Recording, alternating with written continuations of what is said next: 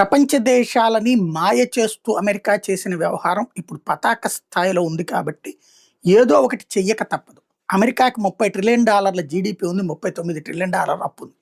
వచ్చే ఏడాది కల్లా కూడా అది పెను సంక్షోభంలోకి పడుతుంది ఆర్థిక పరంగా. అందుకనినే ఏదో ఒక వంక పెట్టి అధిక పన్నులు వేసి లైక్ రష్యా వంక పెట్టినో, చైనా వంక పెట్టినో, ఇరాన్ వంక పెట్టినో, గ్రీన్లాండ్ వంక పెట్టినో అధిక పన్నులు వేసి పిండేది వాళ్ళ ప్రజల దగ్గర నుంచినే.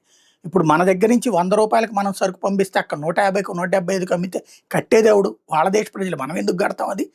కాబట్టి ఆటోమేటిక్గా అక్కడ ప్రజల్ని పిండేస్తూ వాళ్ళ దగ్గర నుంచి ₹75 తీసుకుని ₹25 గిఫ్ట్ ఇచ్చి అలా కవర్ చేయడం ఒక ఎత్తు.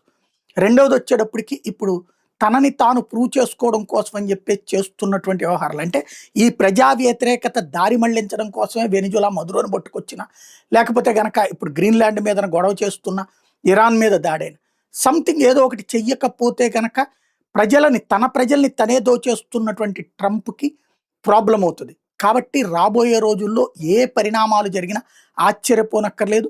అది ఎలాంటి ప్రమాదకర స్థాయికి వెళ్తాయో చూసుకోవాల్సి ఉంది మనం.